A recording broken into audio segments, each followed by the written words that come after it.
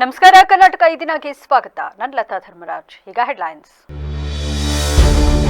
ಶ್ರವಣಬೆಳಗೊಳ ಐತಿಹಾಸಿಕ ಧಾರ್ಮಿಕ ಕ್ಷೇತ್ರ, ಇಲ್ಲಿ ಮಾಂಸ ಮಾರಾಟದ ಅಂಗಡಿಗಳಿಗೆ ನಿಷೇಧ ಹೇರಬೇಕು. ರಾಜ್ಯ ಸರ್ಕಾರಕ್ಕೆ ರಾಜ್ಯಪಾಲ ಥಾವರ್ ಚಂದ್ ಗೆಹ್ಲೋಟ್ ಆಗ್ರಹ.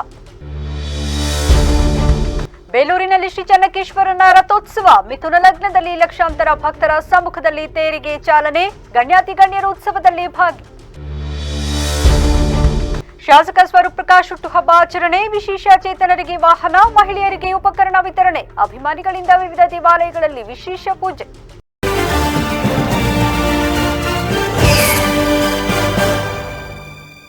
ಶ್ರವಣಬೆಳಗೊಳ ಐತಿಹಾಸಿಕ ಧಾರ್ಮಿಕ ಕ್ಷೇತ್ರವಾಗಿದ್ದು, ಇಲ್ಲಿ ಮಾಂಸ ಮಾರಾಟದ ಅಂಗಡಿಗಳಿಗೆ ನಿಷೇಧ ಹೇರಬೇಕು ಎಂದು ರಾಜ್ಯಪಾಲ ಥಾವರ್ ಚಂದ್ ಗೆಹ್ಲೋಟ್ ಅವರು ರಾಜ್ಯ ಸರ್ಕಾರಕ್ಕೆ ಆಗ್ರಹಿಸಿದರು.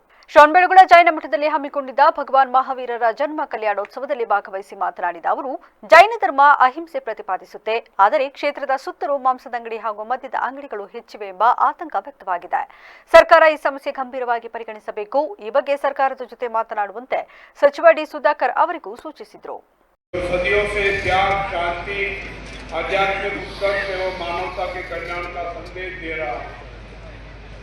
भगवान बाहुबली की दिव्य प्रतिमा और विन्यस्त माधवी लताओं की आकृतियां उनकी गहन तपस्या के विषय में हमें संकेत करती है और मोक्ष प्राप्ति के मार्ग के त्रिरत्नों सम्यक दर्शन, सम्मत ज्ञान और सम्यक चरित्र को अपने जीवन में अपनाने की प्रेरणा देती है।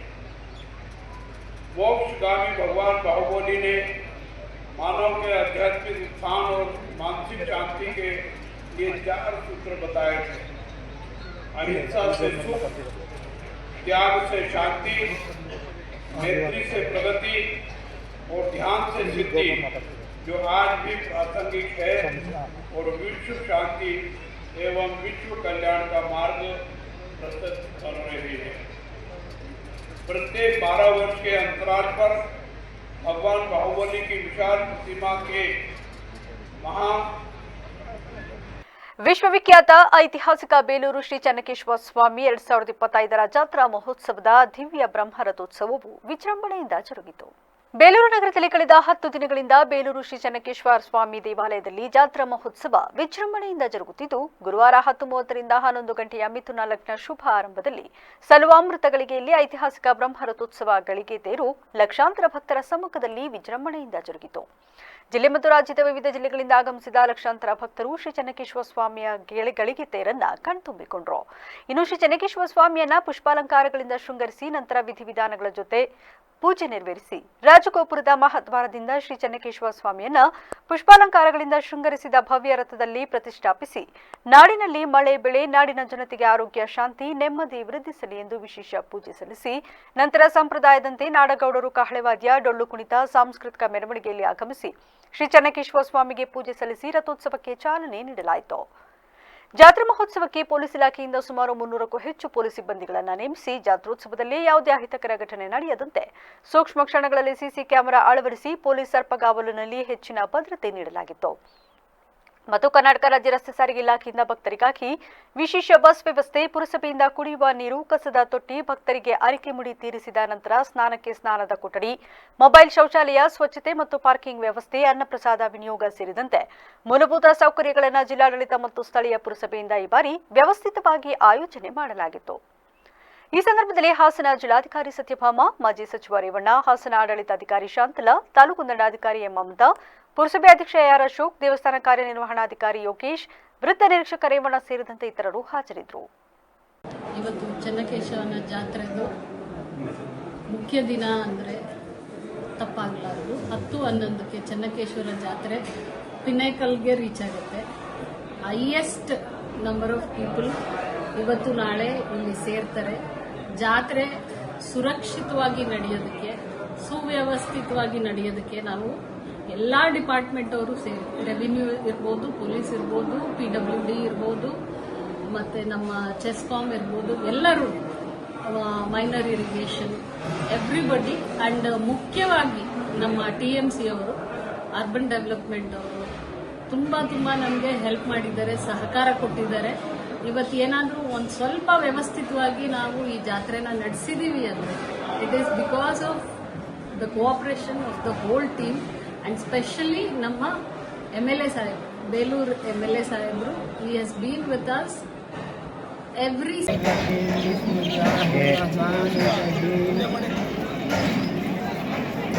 الرحمن علم القرآن خلق الإنسان علمه البيان الشمس والقمر بحسبان والنجم والشجر يسجدان والسماء رفعها الميزان ألا تطغوا في الميزان وأقيموا الوزن بالقسط ولا تخسروا الميزان والأرض وضعها للأنام فيها فاكهة والنخل ذات الأكمام والهب ذو العصف والريحان فبآلاء ربكما تكذبان رب المشرقين ورب المغربين وبآلاء ربكما تكذبان مرج البحرين يلتقيان بينهما برزخ لا يبغيان وبآلاء ربكما تكذبان يخرج منهما اللؤلؤ والمرجان وبآلاء ربكما تكذبان وله الجوار المنشآت في البحر كالأعلام وبآلاء ربكما تكذبان كل من عليها فان. ಶಾಸಕ ಎಚ್.ಪಿ. ಸ್ವರೂಪ್ ಪ್ರಕಾಶ್ ಅವರ ಹುಟ್ಟುಹಬ್ಬದ ಅಂಗವಾಗಿ ನಗರದಲ್ಲಿಂದು ವಿವಿಧ ದೇವಾಲಯಗಳಲ್ಲಿ ವಿಶೇಷ ಪೂಜೆ ಹಾಗೂ ವಿವಿಧ ಕಾರ್ಯಕ್ರಮಗಳು ಜರುಗಿದವು.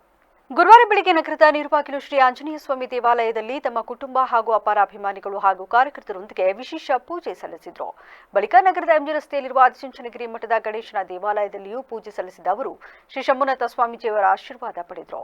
ಬಳಿಕ ಮಾತನಾಡಿದ ಅವರು, ತನ್ನ ಹುಟ್ಟುಹಬ್ಬದ ಅಂಗವಾಗಿ ವಿವಿಧ ಕಾರ್ಯಕ್ರಮಗಳನ್ನು ಹಮ್ಮಿಕೊಳ್ಳಲಾಗಿದೆ. ಜೆಡಿಎಸ್ ಕಾರ್ಯಕರ್ತರು ಹಾಗೂ ಸ್ನೇಹಿತರು ಬೆಳಿಗ್ಗೆಯಿಂದಲೇ ದೇವಾಲಯಗಳಲ್ಲಿ ಪೂಜೆ ಹಾಗೂ ಕೇಕ್ ಕತ್ತರಿಸುವ ಮೂಲಕ ಶುಭ ಕೋರಿದ್ದಾರೆ. ಅವರೆಲ್ಲರಿಗೂ ನಾನು ಆಭಾರಿಯಾಗಿದ್ದೇನೆ ಎಂದರು. ಈ ವೇಳೆ ಜೆಡಿಎಸ್ ಮುಖಂಡರು ಹಾಗೂ ಕಾರ್ಯಕರ್ತರು ಹಾಜರಿದ್ದರು. ಇನ್ನು ನಗರದ ಕೆಆರ್ಪುರಂನಲ್ಲಿರುವ ಸಂಜೀವಿನಿ ಆಸ್ಪತ್ರೆ ಆವರಣದಲ್ಲಿಂದು ಶಾಸಕ ಸ್ವರೂಪ್ ಪ್ರಕಾಶ್ ಅವರ 42ನೇ ವರ್ಷದ ಹುಟ್ಟುಹಬ್ಬದ ಅಂಗವಾಗಿ Rotary Club Hassan Hoysala, Rotary Bengaluru South Pride, Sanjeevini ಸಹಕಾರಿ ಆಸ್ಪತ್ರೆ ಹಾಗೂ ವೈದ್ಯಕೀಯ ಶಿಕ್ಷಣ ಸಂಸ್ಥೆ ಸೇರಿದಂತೆ ವಿವಿಧ ಸಂಘ ಸಂಸ್ಥೆಗಳ ಸಹಯೋಗದಲ್ಲಿ ಹಮ್ಮಿಕೊಳ್ಳಲಾಗಿದ್ದ ಉಚಿತ ಕೃತಕ ಕೈಕಾಲು ಜೋಡಣಾ ಶಿಬಿರದಲ್ಲಿ ಶಾಸಕ ಸ್ವರೂಪ್ ಪ್ರಕಾಶ್ ಭಾಗವಹಿಸಿ ಕಾರ್ಯಕ್ರಮದ ಕುರಿತು ಮಾತನಾಡಿದರು. ಜಿಲ್ಲಾ ಪತ್ರಕರ್ತರ ಸಂಘ ಹಾಗೂ ಕರ್ನಾಟಕ ಕಾರ್ಯನಿರತ ಪತ್ರಕರ್ತರ ಸಂಘದ ಸಹಯೋಗದಲ್ಲಿ ಶನಿವಾರದಿಂದ 2 ದಿನಗಳ ಕಾಲ ನಗರದಲ್ಲಿ ನಡೆಯುವ ರಾಜ್ಯ ಮಟ್ಟದ ಪತ್ರಕರ್ತರ ಟೆನ್ನಿಸ್ ಬಾಲ್ ಕ್ರಿಕೆಟ್ ಟೂರ್ನಿಗೆ ಸಿದ್ಧತಾ ಕಾರ್ಯ ಬಹುತೇಕ ಪೂರ್ಣಗೊಂಡಿದ್ದು 23ಕ್ಕೂ ಹೆಚ್ಚು ತಂಡಗಳು ಭಾಗಿಯಾಗಲಿವೆ ಎಂದು ಜಿಲ್ಲಾಧ್ಯಕ್ಷ ಕೆಎಚ್ ವೇಣುಕುಮಾರ್ ತಿಳಿಸಿದರು. ಇಂದು ಬಹುಮಾನದ ಟ್ರೋಫಿ ಅನಾವರಣಗೊಳಿಸಿ ಸುದ್ದಿಗೋಷ್ಠಿಯಲ್ಲಿ ಮಾಹಿತಿ ನೀಡಿದ ಅವರು, ಸರ್ಕಾರಿ ವಿಜ್ಞಾನ ಮತ್ತು ಕಲಾ ಕಾಲೇಜು ಹಾಗೂ ಮಲ್ನಾಡ್ ಇಂಜಿನಿಯರಿಂಗ್ ಕಾಲೇಜು ಮೈದಾನ ಸೇರಿ 3 ಕಡೆ ಪಂದ್ಯಾವಳಿ ನಡೆಯಲಿದೆ. ಮೊದಲ ದಿನ ಬೆಳಗ್ಗೆ 9 ಗಂಟೆಗೆ ವಿಧಾನಸಭೆ ಸಭಾಪತಿ ಯುಟಿ ಖಾದರ್ ಪಂದ್ಯಾವಳಿಗೆ ಚಾಲನೆ ನೀಡುವರು.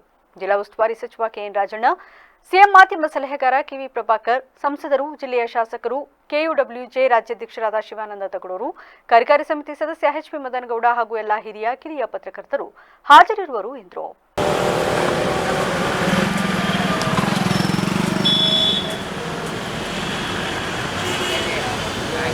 ಕಾರ್ಯಕಾರಿ ಸಮಿತಿ ಸದಸ್ಯ ಎಚ್.ಪಿ. ಮದನಗೌಡ ಹಾಗೂ ಎಲ್ಲ ಹಿರಿಯ ಕಿರಿಯ ಪತ್ರಕರ್ತರು ಹಾಜರಿರುವರು ಎಂದರು.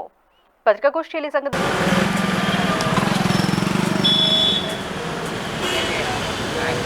ಕಾರ್ಯಕಾರಿ ಸಮಿತಿ ಸದಸ್ಯ ಎಚ್.ಪಿ. ಮದನಗೌಡ ಹಾಗೂ ಎಲ್ಲ ಹಿರಿಯ ಕಿರಿಯ ಪತ್ರಕರ್ತರು ಹಾಜರಿರುವರು ಎಂದರು.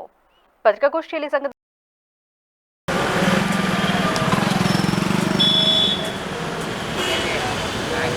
ಕಾರ್ಯಕಾರಿ ಸಮಿತಿ ಸದಸ್ಯ ಎಚ್.ಪಿ. ಮದನಗೌಡ ಹಾಗೂ ಎಲ್ಲ ಹಾಜರಿರುವರು ಎಂದರು. ಪತ್ರಿಕಾಗೋಷ್ಠಿಯಲ್ಲಿ ಸಂಘದ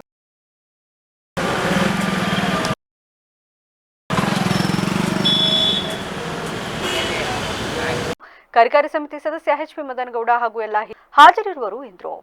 ಪತ್ರಿಕಾಗೋಷ್ಠಿಯಲ್ಲಿ ಸಂಘದ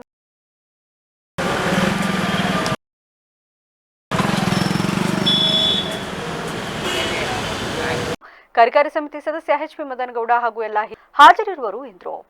ಪತ್ರಿಕಾಗೋಷ್ಠಿಯಲ್ಲಿ ಸಂಘದ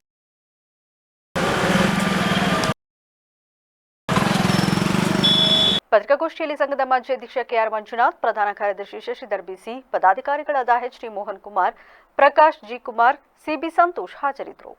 ಹಾಸನ ತಾಲೂಕು ಪಂಚಾಯಿತಿ ಆವರಣದಲ್ಲಿ ಡಾಕ್ಟರ್ ದೇವರಾಜ್ ಅರಸು ಹಿಂದುಳಿದ ವರ್ಗಗಳ ಅಭಿವೃದ್ಧಿ ನಿಗಮದ ಅಡಿಯಲ್ಲಿ ಫಲಾನುಭವಿಗಳಿಗೆ ಹೊಲಿಗೆ ಯಂತ್ರಗಳು ಹಾಗೂ ವಾಹನಗಳನ್ನು ಶಾಸಕ ಸ್ವರೂಪ್ ಪ್ರಕಾಶ್ ವಿತರಿಸಿದರು. ಬಳಿಕ ಮಾತನಾಡಿದ ಶಾಸಕರು, ಸರ್ಕಾರ ಮಹಿಳೆಯರು ಹಾಗೂ ಬಡವರನ್ನ ಮೇಲೆತ್ತಲು ಅನೇಕ ಕಾರ್ಯಕ್ರಮಗಳನ್ನು ಜಾರಿಗೆ ತಂದಿದ್ದು, ಅದೇ ರೀತಿ ದೇವರಾಜ್ ಅರಸು ಅಭಿವೃದ್ಧಿ ನಿಗಮದ ವತಿಯಿಂದ ಹಿಂದುಳಿದ ವರ್ಗಗಳ ಸಮುದಾಯದ ಜನರಿಗೆ ಹಲವು ಕಾರ್ಯಕ್ರಮಗಳನ್ನು ರೂಪಿಸಿದೆ. ಈ ಯೋಜನೆ ಮೂಲಕ ಮಹಿಳೆಯರ ಸ್ವಾವಲಂಬಿ ಬದುಕಿಗೆ ಹೊಲಿಗೆ ಯಂತ್ರಗಳನ್ನು ನೀಡಲು ಮುಂದಾಗಿದ್ದು, ಇದರಿಂದ ಮಹಿಳೆಯರ ಸ್ವಾವಲಂಬಿ ಬದುಕಿಗೆ ಅನುಕೂಲವಾಗಲಿದೆ. ಮಹಿಳೆಯರು ಇದರ ಸದುಪಯೋಗ ಪಡಿಸಿಕೊಂಡು ಆರ್ಥಿಕವಾಗಿ ಸಾಮಾಜಿಕವಾಗಿ ಮುಂದೆ ಬರಬೇಕು ಎಂದು ಕರೆ ನೀಡಿದರು. ಡಿ ದೇವರಾಜ ಅರಸು ಅವರ ನಿಗಮದ ವತಿಯಿಂದ ಇವತ್ತೇನು ಸ್ವಾವಲಂಬಿ ಸಾರಥಿ ಇರ್ಬೋದು ಮತ್ತು ಹೊಲಿಗೆ ಯಂತ್ರ ವಿತರಣೆ ಕಾರ್ಯಕ್ರಮ ಇವತ್ತು ಸರ್ಕಾರದ ವತಿಯಿಂದ ಇವತ್ತೆಲ್ಲ ವಿತರಣೆಯನ್ನು ಮಾಡಿದ್ದೀವಿ. ಎಲ್ಲ ಫಲಾನುಭವಿಗಳು ಕೂಡ ಹಾಸನ ವಿಧಾನಸಭಾ ಕ್ಷೇತ್ರಕ್ಕೆ ಸಂಬಂಧಪಟ್ಟಂತೆ ಎಲ್ಲ ಅಲ್ಪಸಂಖ್ಯಾತರು ಮತ್ತು ಬಡವರು ಇರ್ಬೋದು, ದೀನ ದಲಿತರಿಗೆ ಏನು ದೇವರಾಜ ಅರಸು ಅವರು ಕೊಟ್ಟಂಥ ಒಂದು ಏನು ಇದನ್ನು ನಾವು ಇವತ್ತು ಎಲ್ಲ ಫಲಾನುಭವಿಗಳಿಗೆ ಕೊಟ್ಟಿದ್ದೀವಿ. ಆರ್ಥಿಕವಾಗಿ ಮತ್ತು ರಾಜಕೀಯವಾಗಿ ಸಬಲರಾಗಬೇಕು ಅಂತ ನಿಟ್ಟಿನಲ್ಲಿ ದೇವರಾಜ ಅರಸು ಹಾಕೊಟ್ಟಂಥ ಒಂದು ನೀತಿ ನಿಯಮದಂತೆ ನಾವು ಕೂಡ ಪಾಲನೆ ಮುಂದಿನ ದಿನಗಳು ಮಾಡ್ತಾ ಅವರೊಂದು ತತ್ವ ಸಿದ್ಧಾಂತದ ಮೇಲೆ ನಾವು ಕೂಡ ನಡ್ಕೊಂಡ್ಬರ್ತೀವಿ. ಇವತ್ತು ಏನು ಹುಟ್ಟುಹಬ್ಬ ಪ್ರಯುಕ್ತ ನಮ್ಮೆಲ್ಲ ನನ್ನ ಆತ್ಮೀಯ ಸ್ನೇಹಿತರು, ನಮ್ಮ ತಂದೆ ಅಭಿಮಾನಿಗಳು, ನನ್ನ ಹಿತೈಷಿಗಳು ಎಲ್ಲರಿಗೂ ಇವತ್ತು ದೇವಸ್ಥಾನದಲ್ಲಿ ಪ್ರಾರ್ಥನೆ ಮಾಡೋ ಮುಖಾಂತರ ಇವತ್ತು ನಮ್ಮ ಸಂಜೀವಿನಿ ಸಹಕಾರಿ ಆಸ್ಪತ್ರೆ ಎಲ್ಲ ನಿರ್ದೇಶಕರು ಸೇರಿ ಕೃತಕ ಕಾಲು ಜೋಡಣೆ ಒಂದು ಕಾರ್ಯಕ್ರಮ ಕೂಡ ಏರ್ಪಾಡು ಮಾಡಿದ್ದಾರೆ. ಭಗವಂತ ಈ ಸಂದರ್ಭದಲ್ಲಿ ಎಲ್ಲ ನಮ್ಮ ಸಮಸ್ತ ಹಾಸನ ಜನತೆಗೆ ಭಗವಂತ ಒಳ್ಳೇದು ಮಾಡಲಿ. ಸದಾಕಾಲ ನಾನೊಬ್ಬ ಶಾಸಕನಾಗಿ ಮತ್ತು ವೈಯಕ್ತಿಕವಾಗಿ ನನಗೆ ಭಗವಂತ ಶಕ್ತಿ ನನಗೆ ಆದಷ್ಟು ಕೈಲಾಗಂಥ ಸಹಕಾರ ಮಾಡುವಂಥ ಶಕ್ತಿ ಭಗವಂತ ಕರುಣಿಸ್ಲಿ ಅಂತ ನಾನು ಈ ಸಂದರ್ಭ ಭಗವಂತನೂ ಕೂಡ ಪ್ರಾರ್ಥಿಸ್ತಾ ಎಲ್ಲರಿಗೂ ಒಳ್ಳೆಯದಾಗಬೇಕು ಅಂತ ಈ ಸಂದರ್ಭದಲ್ಲಿ ಪ್ರಾರ್ಥನೆ ಮಾಡ್ತೇನೆ. ಕಾರ್ಯಕ್ರಮದಲ್ಲಿ ಪಂಚಾಯತ್ ರಾಜ್ ವಿಭಾಗದ ಸಹಾಯಕ ನಿರ್ದೇಶಕ ರಂಗಸ್ವಾಮಿ, ತಾಲೂಕು ಪಂಚಾಯಿತಿ ಕಾರ್ಯನಿರ್ವಹಣಾಧಿಕಾರಿ ಗಿರೀಶ್ ಹಾಗೂ ಇತರ ಅಧಿಕಾರಿಗಳು ಹಾಜರಿದ್ದರು. ಮಹಾವೀರ ಜಯಂತಿ ಅಂಗವಾಗಿ ನಗರದ ಎಂಜಿ ರಸ್ತೆ ಬಳಿ ಇರುವ ಮಹಾವೀರ ಭವನದಲ್ಲಿಂದು ಜೈನ ಸಮುದಾಯದ ಮುಖಂಡರಾದ ಕಾಂತರಾಜು ಅವರು ಸಂಗ್ರಹಿಸಿದ ಹಳೆ ನಾಣ್ಯ ಹಾಗೂ ನೋಟುಗಳ ಪ್ರದರ್ಶನಕ್ಕೆ ಜನಮಿತ್ರ ಪತ್ರಿಕೆ ಪ್ರಧಾನ ಸಂಪಾದಕ ಎಚ್.ಪಿ. ಮದನಗೌಡ ಚಾಲನೆ ನೀಡಿದರು. ವಸ್ತು ಪ್ರದರ್ಶನ ಉದ್ಘಾಟಿಸಿ ಮಾತನಾಡಿದ ಅವರು, ಮಹಾವೀರ ಜಯಂತಿ ಅಂಗವಾಗಿ ಪ್ರತಿ ವರ್ಷವೂ ತಾವೇ ಸಂಗ್ರಹಿಸಿದ ಹಳೆಯ ಪುರಾತನ ಕಾಲದ ನಾಣ್ಯ ಹಾಗೂ ನೋಟುಗಳ ಪ್ರದರ್ಶನವನ್ನು ಮಹಾವೀರ ಭವನದ ಸಭಾಂಗಣದಲ್ಲಿ ಪ್ರದರ್ಶನಕ್ಕೆ ಇಡಲಾಗುತ್ತಿದ್ದು, ಇಂದು ಕೂಡ ಪ್ರದರ್ಶನ ನಡೆಯುತ್ತಿರುವುದು ಸಂತೋಷದ ವಿಷಯ. ಹಳೆಯ ನಾಣ್ಯಗಳು, ಅಂಚೆ ಚೀಟಿಗಳು, ಹಳೆಯ ನೋಟುಗಳನ್ನು ಸಂಗ್ರಹ ಮಾಡಿ ಅದನ್ನು ಸಂರಕ್ಷಿಸಿಕೊಂಡು ಬರುವುದು ಅಷ್ಟು ಸುಲಭದ ಮಾತಲ್ಲ. ಕಾಂತರಾಜು ಅವರು ಈ ಬಗ್ಗೆ ವಿಶೇಷ ಹವ್ಯಾಸ ಹೊಂದಿದ್ದು, ಪುರಾತನ ಕಾಲದ ನೆನಪುಗಳನ್ನು ಮೆಲುಕು ಹಾಕಲು ಇದೊಂದು ಒಳ್ಳೆಯ ಅವಕಾಶ ಎಂದರು. ಹಾಸನ ನಗರದ ನಮ್ಮ ಜೈನ ಸಮಾಜದ ಪ್ರಮುಖರಾದಂಥ ಎಚ್.ಡಿ. ಕಾಂತರಾಜು ಅವರು ಅವರ ಸ್ವಂತ ಸಂಗ್ರಹ ಹಳೆಯ ಕಾಲದ ನಾಣ್ಯಗಳು ಮತ್ತು ನೋಟುಗಳು ಮತ್ತು ಅಂಚೆ ಚೀಟಿಗಳು ಈ ಪ್ರದರ್ಶನವನ್ನು ಇವತ್ತು ಮಹಾವೀರ ಜಯಂತಿಯ ಪ್ರಯುಕ್ತವಾಗಿ ಮಹಾವೀರ ಭವನದಲ್ಲಿ ಇಲ್ಲಿ ಒಂದು ಆಯೋಜನೆ ಮಾಡಿದ್ದಾರೆ. ಈ ಪ್ರದರ್ಶನವನ್ನು ಈ ನಮ್ಮ ಪುರಾತನವಾದಂತಹ ಇತಿಹಾಸವನ್ನು ಸಂರಕ್ಷಿಸಿ ಅದನ್ನು ಪ್ರದರ್ಶನ ಮಾಡುವ ಮೂಲಕ ನಮ್ಮನ್ನು ಈ ಪೀಳಿಗೆಗೂ ಕೂಡ ಅದನ್ನು ಪರಿಚಯ ಮಾಡಿಕೊಡುವಂಥ ಒಂದು ಪ್ರಯತ್ನವನ್ನು ಕಾಂತರಾಜು ಅವರು ಮಾಡಿದ್ದಾರೆ. ಅವರಿಗೆ ನಾನು ಶುಭಾಶಯಗಳನ್ನು ಹೇಳಲಿಕ್ಕೆ ಬಯಸ್ತೇನೆ. ಬಳಿಕ ಮಾತನಾಡಿದ ಕಾಂತರಾಜು, 1975ರಿಂದ ತಾನು ಇದೊಂದು ಹವ್ಯಾಸ ಬೆಳೆಸಿಕೊಂಡಿದ್ದು, ಅಂದಿನಿಂದ ಇಂದಿನವರೆಗೂ ಆರ್ಬಿಐನಿಂದ ಮುದ್ರಣವಾಗಿರುವ ಎಲ್ಲ ಮಾದರಿಯ ನಾಣ್ಯಗಳು ಹಾಗೂ ನೋಟುಗಳನ್ನು ಸಂಗ್ರಹಿಸಿಟ್ಟಿದ್ದೇನೆ. ನೋಡುಗರ ವೀಕ್ಷಣೆಗಾಗಿ ಇಂದು ಪ್ರದರ್ಶನಕ್ಕೆ ಇಡಲಾಗಿದ್ದು, ಜನರು ಇದರ ಸದುಪಯೋಗಪಡಿಸಿಕೊಳ್ಳಬೇಕು ಎಂದು ಮನವಿ ಮಾಡಿದರು. ಕಾಂತರಾಜ್ ಅಂತೇಳಿ ಹಾಸನ ವಾಸಿ, ಮಹಾವೀರ ಭವನದ ಉಪಾಧ್ಯಕ್ಷ ನಾನು. ಇದು ನನ್ನ 1972 ಹವ್ಯಾಸ ಬಂದಿದೆ. ಸ್ಟ್ಯಾಂಪ್ ಸ್ಟಾರ್ಟ್ ಮಾಡಿದ ಮೊದಲು, ನಂತರ ಹೀಗೆ ಬೆಳೀತಾ ಕಾಯಿನ್ಗಳನ್ನ ಅಭ್ಯಾಸ ಮಾಡಿ ಒಂದು 55 ವರ್ಷದ ಸಾಧನೆಯಲ್ಲಿ ಕೆಲವು ಮಾಡ್ಕೊಂಬಂದಿದ್ದೀವಿ. ಅದಕ್ಕೆ ಎಲ್ಲರದ್ದು ಸಹಕಾರ ಇದೆ. ನಮ್ಮ ಮದನಗೌಡರು ನಮಗೆ ಕಾರ್ಯಕ್ರಮಕ್ಕೆ ಕೇಳ್ಕೊಂಡಾಗ ಒಪ್ಕೊಂಡು ತುಂಬ ಸಂತೋಷಪಟ್ಟು ನೋಡೋಣ, ಸಂತೋಷ ಆಯಿತು. ಎಷ್ಟು ಬಿದ್ದಿದ್ದು ನನ್ನ ಕೌಂಟ್ಲೆಸ್ ಅದು ಒಂದು 60-70 ಸಾವಿರ ಸ್ಟ್ಯಾಂಪ್ಸ್ ಇರ್ಬೋದು ನನ್ನ ಹತ್ರ. 72ನೇ ಇಸ್ವಿಯಿಂದ ಸ್ಟಾರ್ಟ್ ಮಾಡಿರೋಂಥದ್ದು. ಮತ್ತು ಕಾಯಿನ್ಸು ಕೂಡ ಅಷ್ಟೇ, ಎಲ್ಲ ರಿಸರ್ವ್ ಬ್ಯಾಂಕ್ ಮಿಂಟಿಂದ ಹೊಸ ಕಾಯಿನ್ ಬಂದಿದ್ದು ರಿಲೀಸ್ ಆಗುತ್ತೆ. ಮತ್ತು ತುಂಬ 1833ನೇ ಇಸ್ವಿಯಿಂದ ನಾನು ಕಾಯಿನ್ಸ್ ಇಟ್ಟಿದ್ದೀನಿ. ಎಲ್ಲ ಚಿನ್ನದ್ದು ಮತ್ತು ಬೆಳ್ಳಿದು ಮತ್ತು ಗೌರ್ಮೆಂಟ್ನವ್ರು ಏನು ರಿಲೀಸ್ ಮಾಡಿದರೆ ಒರಿಜಿನಲ್ ಕಾಯಿನ್ಸ್ ಎಲ್ಲನೂ ಕೂಡ ಇದೊಂದು ನನ್ನ ಹವ್ಯಾಸ ಅಂತ ನಾನು ಮಾಡ್ಕೊಂಡು ನೋಡ್ತಾ ಇದ್ದೀನಿ, ಮೇಂಟೈನ್ ಮಾಡ್ಕೊಂಬಂದಿದ್ದೀನಿ. ಇದು ಇವತ್ತಿನ 4 ಗಂಟೆವರೆಗೂ ಮಾತ್ರ. ಬಿಕಾಸ್ ನಮ್ಮದು ಕಾರ್ಯಕ್ರಮ ಮಹಾವೀರ ಜಯಂತಿ ಕಾರ್ಯಕ್ರಮವನ್ನು ಪೂರ್ತಿ ನಡೆಸ್ಕೊಂಡು ಹೋಗಬೇಕು. ಆ ಉದ್ದೇಶಕ್ಕೆ 11 ಗಂಟೆಯಿಂದ 4 ಗಂಟೆವರೆಗೂ ಅಂತ ಫಿಕ್ಸ್ ಮಾಡ್ಕೊಂಡಿದ್ದೀವಿ. 11 ಗಂಟೆಗೆ ಕ್ಲೋಸ್ ಮಾಡ್ತೀವಿ ನಾವು. ನಗರದ ಕುವೆಂಪು ನಗರ ಗೆಳೆಯರ ಬಳಗದ ವತಿಯಿಂದ ಏಪ್ರಿಲ್ 14ರಂದು ಡಾಕ್ಟರ್ ಬಿ.ಆರ್. ಅಂಬೇಡ್ಕರ್ ಅವರ 135ನೇ ಜನ್ಮದಿನದ ಅಂಗವಾಗಿ ದ್ವಿತೀಯ ಪಿಯುಸಿಯಲ್ಲಿ ಹೆಚ್ಚು ಅಂಕ ಪಡೆದ ವಿದ್ಯಾರ್ಥಿಗಳಿಗೆ ಪ್ರತಿಭಾ ಪುರಸ್ಕಾರ ಹಾಗೂ ಹಿರಿಯ ಪೌರಕಾರ್ಮಿಕರಿಗೆ ಸನ್ಮಾನ ಕಾರ್ಯಕ್ರಮ ಹಮ್ಮಿಕೊಳ್ಳಲಾಗಿದೆ ಎಂದು ಬಳಗದ ಸದಸ್ಯ ಎಚ್.ಆರ್. ವಿನೋದ್ ಕುಮಾರ್ ತಿಳಿಸಿದರು. ಹಾಸನದಲ್ಲಿಂದು ಪತ್ರಿಕಾಗೋಷ್ಠಿಯಲ್ಲಿ ಮಾತನಾಡಿದ ಅವರು, ಅಂದು ಸಂಜೆ 6 ಗಂಟೆಗೆ ಕುವೆಂಪು ವೃತ್ತದಲ್ಲಿ ಕಾರ್ಯಕ್ರಮ ಜರುಗಲಿದ್ದು, ಸರ್ಕಾರಿ ಕಾಲೇಜಿನ ದ್ವಿತೀಯ ಪಿಯುಸಿ ಪರೀಕ್ಷೆಯಲ್ಲಿ ಹೆಚ್ಚು ಅಂಕ ಗಳಿಸಿದ ಸಾಮಾನ್ಯ, ಪರಿಶಿಷ್ಟ ಜಾತಿ, ಪರಿಶಿಷ್ಟ ಪಂಗಡ, ಅಲ್ಪಸಂಖ್ಯಾತ ಹಾಗೂ ಹಿಂದುಳಿದ ವರ್ಗಗಳ ವಿದ್ಯಾರ್ಥಿಗಳಿಗೆ ಪುರಸ್ಕಾರ ನೀಡಲಾಗುವುದು ಹಾಗೂ ಹಿರಿಯ ಪೌರ ಕಾರ್ಮಿಕರನ್ನು ಸನ್ಮಾನಿಸಿ ಗೌರವಿಸಲಾಗುವುದು. ಈಗಾಗಲೇ ನಗರ ವ್ಯಾಪ್ತಿಯ 9 ಸರ್ಕಾರಿ ಕಾಲೇಜುಗಳಿಂದ ಸುಮಾರು 50 ಮಂದಿ ವಿದ್ಯಾರ್ಥಿಗಳಿಗೆ ಪುರಸ್ಕರಿಸಲು ತೀರ್ಮಾನಿಸಲಾಗಿದೆ ಎಂದು ಹೇಳಿದರು. Doctor B R. ಅಂಬೇಡ್ಕರ್, ಸಂವಿಧಾನ ಶಿಲ್ಪಿ ಡಾಕ್ಟರ್ ಬಿ.ಆರ್. ಅಂಬೇಡ್ಕರ್ ಅವರ ಜನ್ಮದಿನಾಚರಣೆ ಅಂಗವಾಗಿ ಕುವೆಂಪು ನಗರದ ಗೆಳೆಯರ ಬಳಗದ ವತಿಯಿಂದ ಅಂಬೇಡ್ಕರ್ ಜಯಂತಿನ ಆಯೋಜಿಸಲಾಗಿದೆ. ಕುವೆಂಪು ನಗರದ ಕುವೆಂಪು ವೃತ್ತದ ಬಳಿ ಸರ್ಕಾರಿ ಶಾಲೆಯಲ್ಲಿ ದ್ವಿತೀಯ PUC ಪಾಸಾದ, ಅತಿ ಹೆಚ್ಚು ಅಂಕ ಪಡೆದು ಪಾಸಾದ ವಿದ್ಯಾರ್ಥಿನಿಯರಿಗೆ ಪ್ರತಿಭಾ ಪುರಸ್ಕಾರವನ್ನು ಹಮ್ಮಿಕೊಳ್ಳಲಾಗಿದೆ. ಸಾಮಾನ್ಯ ವರ್ಗ, ಪರಿಶಿಷ್ಟ ಜಾತಿ, ಪರಿಶಿಷ್ಟ ಪಂಗಡ, ಅಲ್ಪಸಂಖ್ಯಾತರು ಈ ಕ್ಯಾಟಗರಿ ವೈಸ್ ಏನು ಹೈಯೆಸ್ಟ್ ಮಾರ್ಕ್ಸ್ ತೆಗೆದಿದ್ದಾರೆ ಅವರ ಎಲ್ಲ ಮಕ್ಕಳಿಗೆ ಸನ್ಮಾನ ಮಾಡೋ ಮುಖಾಂತರ ಅವ್ರನ್ನ ಪ್ರೋತ್ಸಾಹಿಸ್ತಿದ್ದೀವಿ.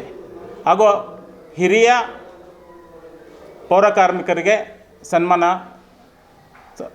ಅನ್ನು ಆಯೋಜಿಸಲಾಗಿದೆ. ಹಾಗಾಗಿ ಹಾಸನ ನಗರದ ಎಲ್ಲ ಸಮಸ್ತ ಜನತೆ ಆಗಮಿಸಿ ಈ ಕಾರ್ಯಕ್ರಮವನ್ನು ಯಶಸ್ವಿಗೊಳಿಸಬೇಕಂತ ತಮ್ಮಲ್ಲಿ ಕೇಳ್ಕೊಳ್ತೇನೆ. ಹೌದೌದು, ಇವಾಗೇನು 14/4/2025 ಸಂಜೆ ಸೋಮವಾರ ದಿವಸ ಪತ್ರಿಕಾಗೋಷ್ಠಿಯಲ್ಲಿ Imran Khan, ST. Rangaswamy, Francis Xavier, Nilesh Gowda, Satish ಇತರರು ಹಾಜರಿದ್ದರು.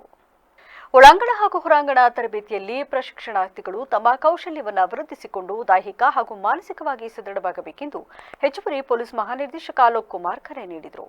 ಕರ್ನಾಟಕ ರಾಜ್ಯ ಪೊಲೀಸ್ ತರಬೇತಿ ಶಾಲೆ ಶಾಂತಿಗ್ರಾಮ ಹಾಸನದಲ್ಲಿ ನಡೆದ 3ನೇ ತಂಡದ APCಗಳ ಬುನಾದಿ ತರಬೇತಿಯ ಉದ್ಘಾಟನಾ ಸಮಾರಂಭ ಕಾರ್ಯಕ್ರಮದಲ್ಲಿ ಪಾಲ್ಗೊಂಡು ಮಾತನಾಡಿದ ಅವರು, ಪ್ರತಿ 3-4 ತಿಂಗಳಿಗೊಮ್ಮೆ ಎಲ್ಲ ಪೊಲೀಸ್ ತರಬೇತಿ ಶಾಲೆಗಳಿಗೆ ಭೇಟಿ ನೀಡಿ ಪರಿಶೀಲನೆ ನಡೆಸುತ್ತಿದ್ದು, ಪ್ರತಿ ಪೊಲೀಸ್ ತರಬೇತಿಯು ಕೌಶಲ್ಯ ಭರಿತವಾಗಿ ನಡೆಯುತ್ತಿದೆಯೋ ಇಲ್ಲವೋ, ತರಬೇತಿ ಪಡೆಯುತ್ತಿರುವವರು ಯಾವ ರೀತಿ ತರಬೇತಿಯಲ್ಲಿ ಪರಿಣಿತಿಯನ್ನು ಹೊಂದುತ್ತಿದ್ದಾರೆ ಎಂಬುದು ಮುಖ್ಯವಾಗಿ ಗಮನದಲ್ಲಿಟ್ಟುಕೊಂಡು ನಿಗಾ ವಹಿಸುತ್ತಿದ್ದೇವೆ. ಪ್ರತಿಯೊಬ್ಬರು ತರಬೇತಿ ಮುಗಿಯುವುದರೊಳಗೆ ವೃತ್ತಿಪರ ಕೌಶಲ್ಯ ಪರಿಣಿತಿಯನ್ನು ಪಡೆದಿರಬೇಕು ಎಂದು ಸೂಚಿಸಿದರು. ಕಾರ್ಯಾಗಾರದಲ್ಲಿ ನಾನು ಇದಕ್ಕೆ ಉದ್ಘಾಟನಾ ಸಮಾರಂಭ ಕರೆಯೋದಿಲ್ಲ, ಒಂದು ಪರಿಶೀಲನಾ ಸಮಾರಂಭ ನಾವು ಹೇಳ್ಬೋದು. ಒಂದು ಪರಿಶೀಲನೆ ನಾವು ಮಾಡಿದ್ದೀವಿ, ಯಾವ ರೀತಿ ತರಬೇತಿ ನಡೀತಾ ಇದೆ. ಸೊ ಈ ಕಾರ್ಯಕ್ರಮದಲ್ಲಿ ವೇದಿಕೆ ಮೇಲೆ ಉಪಸ್ಥಿತರಾದಂತಹ ಹಾಸನ ಜಿಲ್ಲಾ ಪೊಲೀಸ್ ವರಿಷ್ಠಾಧಿಕಾರಿಯಾದಂತಹ ಸುನೀತಾರವರೇ, ಇದು ಹಾಸನ ಪೊಲೀಸ್ ತರಬೇತಿ ಸಂಸ್ಥೆಯ ಟ್ರಾನ್ಸ್ಫರ್ ಆದಂತಹ ಶ್ರೀಯುತ್ MG ನಾಗರಾಜ್ರವರೇ, ಅಡಿಷನಲ್ SP 1 ರಾದಂತಹ ಶ್ರೀಯುತ್ ತಮ್ಮಯ್ಯರವರೇ, ಅಡಿಷನಲ್ SP 2 ರಾದಂತಹ ಶ್ರೀಯುತ್ ನಾಯ್ಡುರವರೇ, ಇಲ್ಲಿ ಉಪಸ್ಥಿತರಾದಂತಹ ಹಾಸನ PTSದು ಎಲ್ಲ ನಮ್ಮ ಅಧಿಕಾರಿ ಸಹೋದ್ಯೋಗಿಗಳೇ, ನಮ್ಮ ಬೋಧಕ್ ಇದು ಗೆಸ್ಟ್ ಲೆಕ್ಚರರ್ಸ್ಗಳೇ, ನಮ್ಮ ಇಲ್ಲಿ ಯಾರು ಇದು ಕ್ಲರಿಕಲ್ ಸ್ಟಾಫ್ ಇದ್ದಾರೆ, ಮತ್ತು ಮುಖ್ಯವಾಗಿ ಇಲ್ಲಿ ಉಪಸ್ಥಿತರಾದಂತಹ 396 ನಮ್ಮ ಪ್ರಶಿಕ್ಷಣಾರ್ಥಿಗಳೇ, ಬಹಳ ಸುದೀರ್ಘವಾಗಿ ಈಗಾಗಲೇ ನಾವು ಕಾರ್ಯಕ್ರಮದಲ್ಲಿ SP ಮೊಹಮ್ಮದ್ ಸುಜಿತಾ, DYSP ತಮ್ಮಯ್ಯ, ಹೆಚ್ಚುವರಿ DYSP ವೆಂಕಟೇಶ್ ನಾಯ್ಡು, ಶಾಂತಿಗ್ರಾಮ ಪ್ರಾಂಶುಪಾಲ ನಾಗರಾಜು ಸೇರಿದಂತೆ ಇತರರು ಹಾಜರಿದ್ದರು. ARTO ಕಚೇರಿ ದಲ್ಲಾಳಿಗಳಿಂದ ಮುಕ್ತವಾಗಿ ಸಾರ್ವಜನಿಕರಿಗೆ ನೇರ ಪ್ರವೇಶಿಸವಿರಬೇಕು ಎಂದು ಶಾಸಕ ಸಿಮೆಂಟ್ ಮಂಜು ಹೇಳಿದರು. ಸಕಲೇಶಪುರ ತಾಲೂಕಿನ ಬಾಗಿ ಗ್ರಾಮದಲ್ಲಿ ನೂತನ ARTO ಕಚೇರಿಗೆ ಭೂಮಿ ಪೂಜೆ ನೆರವೇರಿಸಿ ಮಾತನಾಡಿದ ಅವರು, ಸುಮಾರು 20 ವರ್ಷಗಳಿಂದ ARTO ಕಚೇರಿ ಬಾಳೆಗದ್ದೆಯಲ್ಲಿರುವ ಖಾಸಗಿ ಕಟ್ಟಡವೊಂದರಲ್ಲಿ ಕಾರ್ಯನಿರ್ವಹಿಸುತ್ತಿತ್ತು. ಆದರೆ ಸದರಿ ಜಾಗವು ಕಿರಿದಾಗಿದ್ದರಿಂದ ಸಾರ್ವಜನಿಕರಿಗೆ ಕೆಲವೊಂದು ಸೇವೆಗಳನ್ನು ತ್ವರಿತವಾಗಿ ನೀಡಲು ಅನಾನುಕೂಲವಾಗಿತ್ತು. ಈ ನಿಟ್ಟಿನಲ್ಲಿ ಉತ್ತಮ ARTO ಕಚೇರಿ ಆಗಬೇಕೆಂಬ ದೃಷ್ಟಿಯಿಂದ ಬಾಗಿ ಗ್ರಾಮದಲ್ಲಿ ಹೊಸ ಕಚೇರಿಗೆ ಭೂಮಿ ಪೂಜೆ ನೆರವೇರಿಸಲಾಗಿದೆ ಎಂದರು. ಇಚ್ಛೆ ಈ ಭಾಗದ ಎಲ್ಲ ಜನಗಳಿಗೂ ಕೂಡ ಇತ್ತು. ಇವತ್ತೊಂದು ಸಂತೋಷದ ವಿಚಾರ ಅಂತ ಹೇಳಿದ್ರು ಕೂಡ ತಪ್ಪಾಗಲಾರ್ದು. ಏಕೆ ಅಂತ ಹೇಳಿದರೆ, ತುಂಬ ಜನಗಳಿಗೆ ಅಲ್ಲಿ ಕೆಲಸ ಇನ್ ಟೈಮ್ಗೆ ಆಗ್ತಾ ಇಲ್ಲ, ಸರ್ವಿಸ್ ಸಿಗ್ತಾ ಇಲ್ಲ, ಡಾಕ್ಯುಮೆಂಟೇಷನ್ ಕೇಳಿದ ತಕ್ಷಣ ಸಿಗಲ್ಲ ಅಂತಕ್ಕಂಥ ಆರೋಪಗಳಿದ್ದಾವೆ. ಏಕೆಂದರೆ ಎಲ್ಲವೂ ಕೂಡ ವ್ಯವಸ್ಥಿತವಾಗಿ ಆದಂಥ ಸಂದರ್ಭದಲ್ಲಿ ಎಲ್ಲ ಕೂಡ ಆನ್ಲೈನ್ ಸಿಸ್ಟಮ್ ಆಗುತ್ತೆ, ಆದಷ್ಟು ಬೇಗ ಜನಗಳಿಗೆ ಸರ್ವಿಸ್ ಕೊಡಲಿಕ್ಕೆ ಕೂಡ ಅನುಕೂಲ ಆಗುತ್ತೆ. ಮತ್ತು ಇಲ್ಲಿ ಅವರಿಗೆ ಯಾರು ಹೊಸದಾಗಿ ಎಲ್ಲೆಲ್ಲರಿಗೆ ಬಂದಂಥ ಸಂದರ್ಭದಲ್ಲಿ ಅವರಿಗೆ ಟ್ರ್ಯಾಕ್ ಇದ್ದರೆ ಅವ್ರನ್ನ ಟೆಸ್ಟ್ ಡ್ರೈವ್ ಮಾಡ್ತಕ್ಕಂಥ ಕೆಲಸವನ್ನು ಕೂಡ ಆಗುತ್ತೆ. ಎಲ್ಲವೂ ಆದಂಥ ಸಂದರ್ಭದಲ್ಲಿ ಸಾರ್ವಜನಿಕರಿಗೆ ಉತ್ತಮ ರೀತಿಯಲ್ಲಿ ಸರ್ವಿಸ್ ಕೊಡ್ಬೋದು ಅಂತೇಳಿ ಈ ಸಂದರ್ಭದಲ್ಲಿ ಹೇಳ್ತೀನಿ. ಇಲ್ಲಿ 2 ಕಾಮಗಾರಿಗಳನ್ನ ಇವತ್ತು ನಾವು ಪ್ರಾರಂಭ ಮಾಡ್ತಾಯಿದ್ದೀವಿ. ಒಂದು ARTO ಕಚೇರಿಯನ್ನು ಮಾಡ್ತಾಯಿದ್ದೀವಿ, ಅದು ಸುಮಾರು 4 ಕೋಟಿ ರೂಪಾಯಿ. ಇನ್ನೊಂದು ಟ್ರ್ಯಾಕ್ನ ಮಾಡ್ತಾಯಿದ್ದೀವಿ. ಅಂದರೆ ಈ ಬೈಕ್ಗಳು ಮತ್ತು ಕಾರ್ಗಳಿಗೆ ಅಂದರೆ ಟೆಸ್ಟ್ ಡ್ರೈವ್ ಮಾಡ್ತಕ್ಕಂಥದ್ದು, ಎಲ್ಲೆಲ್ಲರೂ ಇಶ್ಯೂ ಮಾಡಲಿಕ್ಕೆ ಟೆಸ್ಟ್ ಡ್ರೈವ್ ಮಾಡ್ತಕ್ಕಂಥದ್ದು, ಸುಮಾರು ಅದು ಕೂಡ 5 ಕೋಟಿ. ಬಟ್ಟು ಜಾಗ 4.5 ಎಕರೆ, ಓಕೆ 4.5 ಎಕರೆ ಜಾಗ ಬೇಕಾಗಿತ್ತು, ಈಗ 4.5 ಎಕರೆ ಜಾಗ ಇದೆ ಇಲ್ಲಿ. ಬಟ್ ಸಮಸ್ಯೆ ಏನು ಅಂತಂದರೆ ಇಲ್ಲಿ ಒಂದು ರೀತಿ ಇಲ್ಲಿ ಬರ್ತಕ್ಕಂಥ ಜಾಗ ತುಂಬ ಕಂಜೆಸ್ಟೆಡ್ ಆಗಿದೆ. ಈಗ ಇದೇ ದಾರಿ ಆಗುತ್ತೆ ಅನ್ನಂಗಿದ್ರೆ ಮಾನ್ಯ ತಹಸೀಲ್ದಾರ್ ಅವರು ನಾನು ಮಾತಾಡ್ತೀನಿ, ಈ ಭಾಗ್ಯ ಗ್ರಾಮ ಪಂಚಾಯತ್ ಅಧ್ಯಕ್ಷ PDOಗಳು ಸಮೇತ ಇಲ್ಲ. ಎಆರ್ಟಿಒ ಮುರಳಿ ಮಾತನಾಡಿ 2018-19ರಲ್ಲಿ ಎಆರ್ಟಿಒ ಕಚೇರಿ ಮಾಡಲು ಜಾಗ ಮಂಜೂರಾಯಿತು. ಆದರೆ ಬಹಳ ನಿಧಾನಗತಿಯಲ್ಲಿ ಯೋಜನೆಗೆ ಚಾಲನೆ ದೊರಕಿತು. ಇಲ್ಲಿ ದ್ವಿಚಕ್ರ ವಾಹನ, 4 ಚಕ್ರ ವಾಹನಗಳ ಟೆಸ್ಟಿಂಗ್ ಟ್ರ್ಯಾಕ್ ಹಾಗೂ ಸಹಾಯಕ ಪ್ರಾದೇಶಿಕ ಸಾರಿಗೆ ಕಚೇರಿಯನ್ನ ನಿರ್ಮಾಣ ಮಾಡಲಾಗುತ್ತದೆ. ಮುಂದಿನ ದಿನಗಳಲ್ಲಿ ಇದು ಪ್ರಾದೇಶಿಕ ಸಾರಿಗೆ ಕಚೇರಿಯಾಗಿ ಉನ್ನತೀಕರಣವಾಗುವುದು ನಿರೀಕ್ಷಿತ ಎಂದರು. ಈ ಸಂದರ್ಭ ಭಾಗ್ಯ ಗ್ರಾಮ ಪಂಚಾಯಿತಿ ಅಧ್ಯಕ್ಷೆ ರೇಖಾ ಗೋಪಿನಾಥ್, ಉಪಾಧ್ಯಕ್ಷೆ ವನಜಾಕ್ಷಿ, ಗ್ರಾಮ ಪಂಚಾಯಿತಿ ಸದಸ್ಯರಾದ ಪುಷ್ಪಾ, ಕವಿತಾ, ಕೆಎಸ್ಆರ್ಟಿಸಿ ಅಧಿಕಾರಿಗಳಾದ ರಂಗರಾಜ್, ಶ್ರೀಹರ್, ಎಆರ್ಟಿಒ ಅಧಿಕಾರಿಗಳಾದ ಆಶಾ ಸೇರಿದಂತೆ ಇನ್ನಿತರರು ಹಾಜರಿದ್ದರು. ಸಾರ್ವಜನಿಕರು ನಿಗದಿಪಡಿಸಿದ ಮಾರ್ಗಸೂಚಿಗಳನ್ನು ಅನುಸರಿಸಿ ಸಲ್ಲಿಸಿದ ಅರ್ಜಿಯನ್ನ ಲೋಕಾಯುಕ್ತ ಕಚೇರಿ ವತಿಯಿಂದ ಪರಿಗಣಿಸಿ ಸೂಕ್ತವಾದ ಕಾನೂನು ಕ್ರಮವನ್ನು ತೆಗೆದುಕೊಳ್ಳಲಾಗುತ್ತದೆ ಎಂದು ಹಾಸನ ಲೋಕಾಯುಕ್ತ ಇನ್ಸ್ಪೆಕ್ಟರ್ ಸುರೇಶ್ ತಿಳಿಸಿದರು. ಹೊಳೆನರಸೀಪುರ ಪಟ್ಟಣದ ತಾಲೂಕು ಕಚೇರಿಯ ಸಭಾಂಗಣದಲ್ಲಿ ಆಯೋಜಿಸಲಾಗಿದ್ದ ಸಾರ್ವಜನಿಕರ ಕುಂದುಕೊರತೆಗಳ ಸಭೆಯನ್ನು ಉದ್ದೇಶಿಸಿ ಮಾತನಾಡಿದ ಅವರು, ಇಂದು ಒಟ್ಟು ಲೋಕಾಯುಕ್ತಕ್ಕೆ 11 ಅರ್ಜಿಗಳು ಬಂದಿದ್ದು, ಮಾರ್ಗಸೂಚಿಗಳನ್ನು ಅನುಸರಿಸಿದ ಅರ್ಜಿಗಳನ್ನು ಪರಿಶೀಲಿಸಿ ಕಾನೂನು ಕ್ರಮವನ್ನು ಕೈಗೊಳ್ಳಲಾಗುತ್ತದೆ ಎಂದು ತಿಳಿಸಿದರು.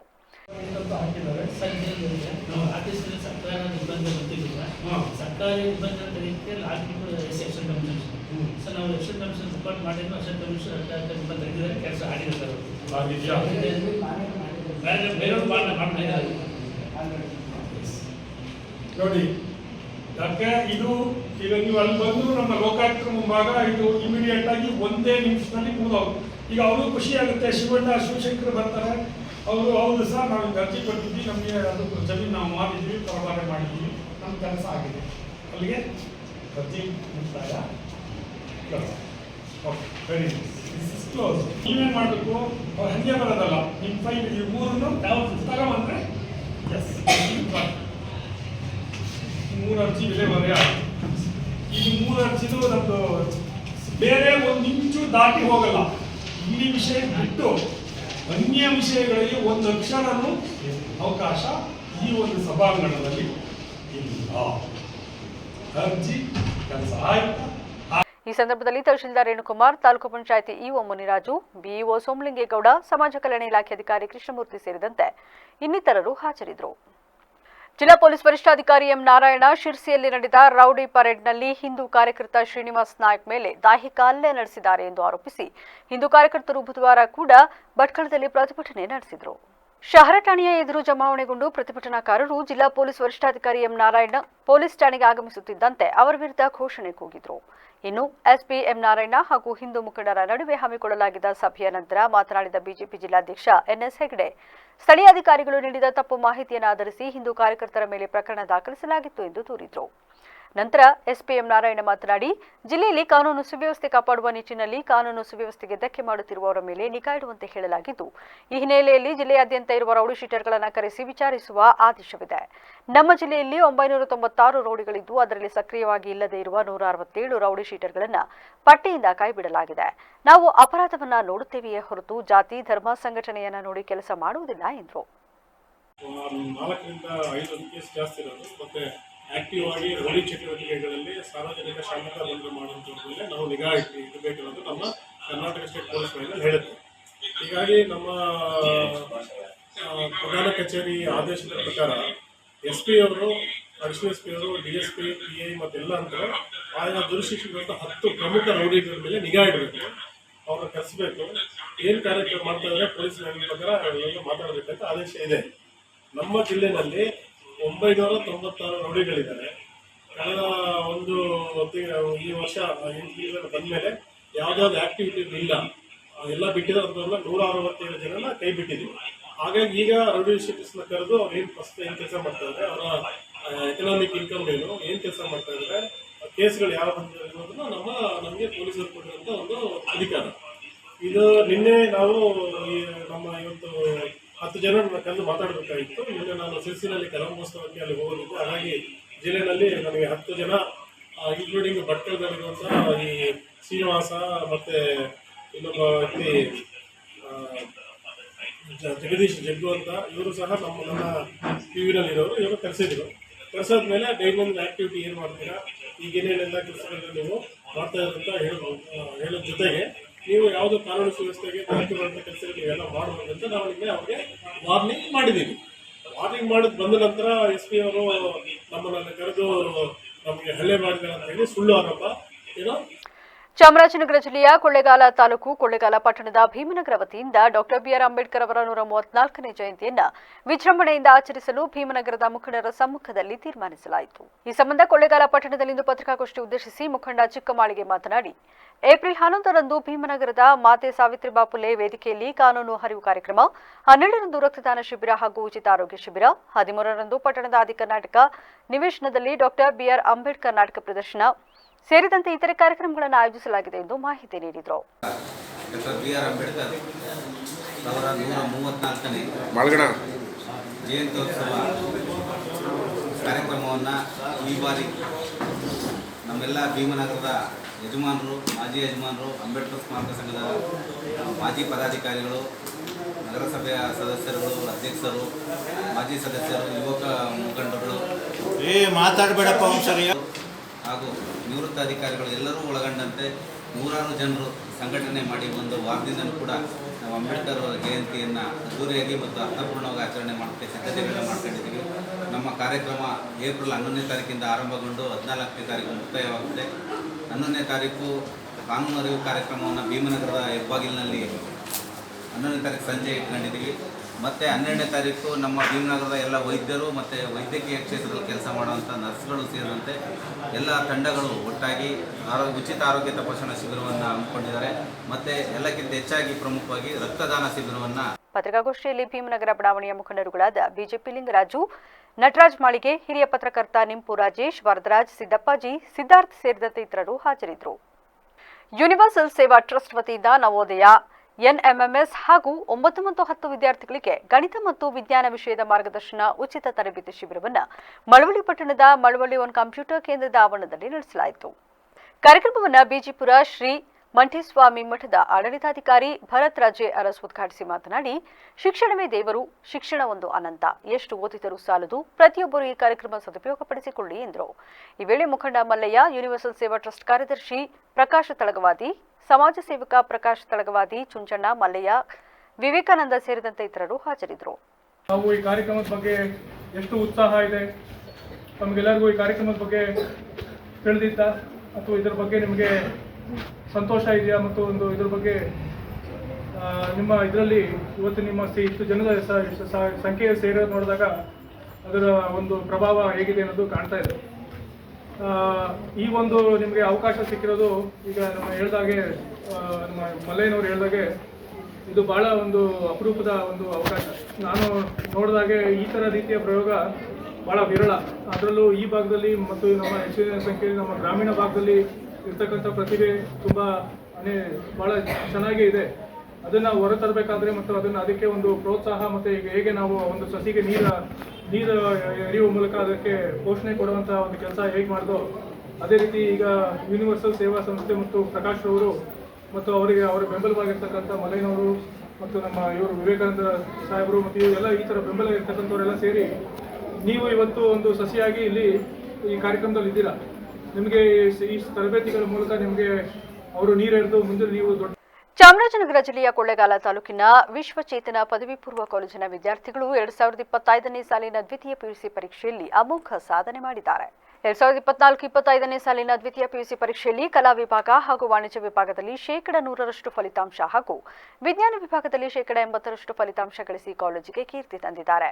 ಪರೀಕ್ಷೆಯಲ್ಲಿ ಪಾಲ್ಗೊಂಡಿದ್ದ 101 ವಿದ್ಯಾರ್ಥಿಗಳ ಪೈಕಿ 18 ವಿದ್ಯಾರ್ಥಿಗಳು ಅತ್ಯುನ್ನತ ಶ್ರೇಣಿ, 65 ವಿದ್ಯಾರ್ಥಿಗಳು ಪ್ರಥಮ ದರ್ಜೆಯಲ್ಲಿ ಹಾಗೂ 12 ವಿದ್ಯಾರ್ಥಿಗಳು ದ್ವಿತೀಯ ದರ್ಜೆಯಲ್ಲಿ ಉತ್ತೀರ್ಣರಾಗಿದ್ದಾರೆ.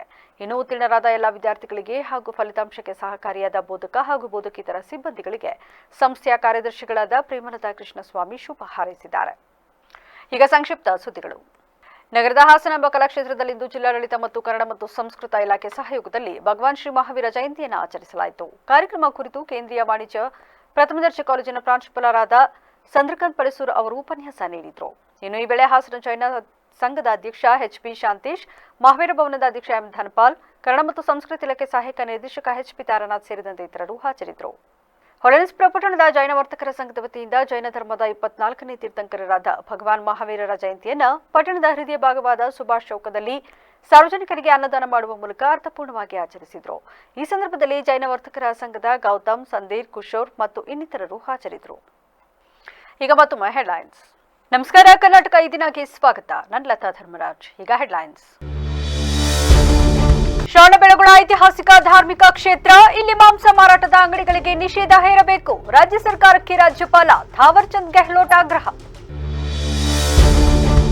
ಬೇಲೂರಿನಲ್ಲಿ ಶ್ರೀ ಚನ್ನಕೇಶ್ವರನ ರಥೋತ್ಸವ, ಮಿಥುನ ಲಗ್ನದಲ್ಲಿ ಲಕ್ಷಾಂತರ ಭಕ್ತರ ಸಮ್ಮುಖದಲ್ಲಿ ತೇರಿಗೆ ಚಾಲನೆ, ಗಣ್ಯಾತಿ ಗಣ್ಯರು ಉತ್ಸವದಲ್ಲಿ ಭಾಗಿ. ಶಾಸಕ ಸ್ವರೂಪ್ ಪ್ರಕಾಶ್ ಹುಟ್ಟುಹಬ್ಬ ಆಚರಣೆ, ವಿಶೇಷ ಚೇತನರಿಗೆ ವಾಹನ, ಮಹಿಳೆಯರಿಗೆ ಉಪಕರಣ ವಿತರಣೆ, ಅಭಿಮಾನಿಗಳಿಂದ ವಿವಿಧ ದೇವಾಲಯಗಳಲ್ಲಿ ವಿಶೇಷ ಪೂಜೆ. ಇದಾಗಿತ್ತು ಇಲ್ಲಿವರೆಗಿನ ನ್ಯೂಸ್ ಅಪ್ಡೇಟ್ಸ್. ನಿರಂತರ ಸುದ್ದಿಗಾಗಿ ನೋಡ್ತಾ ಇರಿ BBC ನ್ಯೂಸ್. ಇದು ಜನರ ಧ್ವನಿ, ಸತ್ಯದ ಕಡೆ ನಮ್ಮ ನಡೆ.